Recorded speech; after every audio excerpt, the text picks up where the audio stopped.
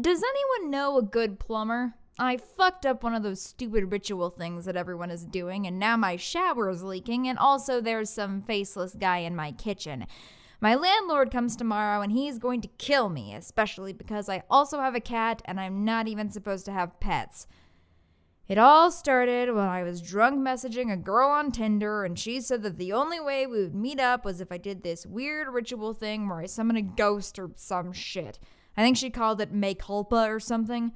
Actually, her exact message was, "The decaying flesh will not rest. I am the Alpha and the Omega. I have seen the burning cities consume the earth." Linked to ritual instructions. "Our souls meet when darkness spills. Mea culpa, mea culpa, mea culpa." She was a weird chick. At least, I think she was a girl.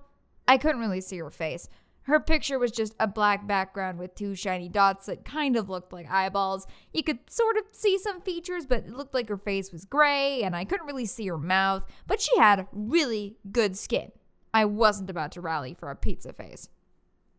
So anyway, I weighed the pros and cons of spooky rituals versus trampoline booty as best I could on 5 shots of Patron. It was totally worth it. I set my cell phone to 3:26 a.m., but since my phone is a 2005 Motorola Razr that was dropped in the toilet several times, it went off at 4 a.m. Fuck. I decided to go through with the ritual anyway. I was also supposed to have a friend during this thing, but my bestie recently got incarcerated for selling heroin on the corner of Patterson Park and Eastern Avenue. Shout out to my main man, Roscoe! Anyway, I sat up and turned off my alarm, but the moment I turned it off, I drunkenly passed out again. I woke up 20 minutes later and actually got out of bed this time, stumbling around the room in the dark because apparently you're not supposed to turn on the lights because if you do, a ghost will pop out. Ooh.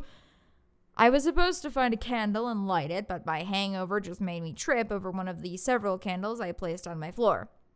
Eventually, I gave up and flipped the lights on, grabbing a candle from my desk. I squinted out my window to see what my ghetto Baltimore neighborhood looked like at 4:20 a.m. The street was empty except for some rando wearing a black robe and a giant pointy black hat. He was staring up at me through the window. I couldn't really see his face. You know, Baltimore's gone to the fucking dogs. First gang wars, now an updated KKK. For God's sake.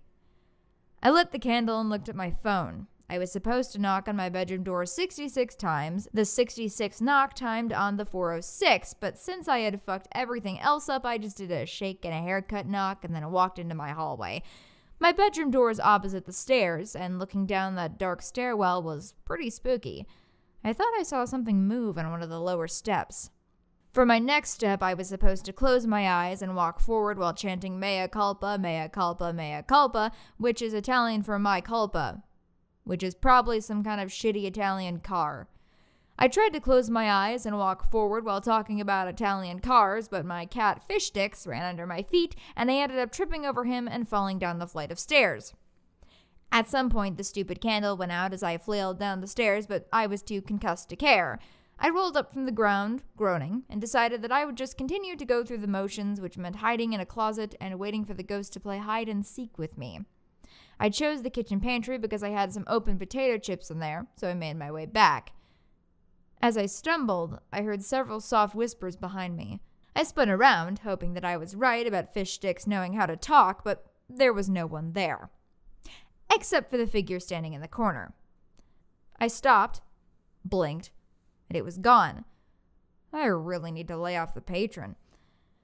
As I honed in on the closet, the alcohol and concussion finally caught up with me, and I stumbled to a stop, doubling over and vomiting watery Patron all over my kitchen floor. Fuck. My ass was landlord grass. The hellish combination of alcohol, concussion, post-vomit, and a looming eviction notice caused my emotions to go haywire, and I unleashed a violent sob, mucus and tears rivering down my face. I heard a noise outside the kitchen. My eyes fell on the kitchen window, and I spied that stupid gang member / KKK dude in my backyard, still staring at me. I must have looked like an idiot, weeping in front of my kitchen pantry. Too ashamed to confront him, I just crawled into the pantry and shut the door. It was so cold in there, it damn froze my titties off. My air conditioner was probably broken. I definitely needed to call the landlord, but that would mean sedating Fish Sticks and stuffing him in a suitcase under my bed. At this point, I realized that I needed to reevaluate my life. Maybe I shouldn't drink as much. Maybe I should give fish sticks to a good home.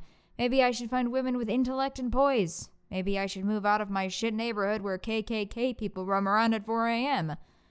After going through an entire existential crisis in my pantry, I decided to say fuck it and end the stupid ritual. That Tinder girl wasn't even that hot anyway, and besides, I still had like 70 more ritual things to complete, which included lighting 8 more candles, stabbing a Japanese doll, and spinning around in a circle while screaming, "You're it! You're it!" This was all supposed to culminate in me going to my basement, sitting in front of a mirror, and looking into the mirror, but not actually looking into it, which made absolutely no fucking sense. As I got up to open the pantry door, I heard a low moan coming from behind the door. I froze.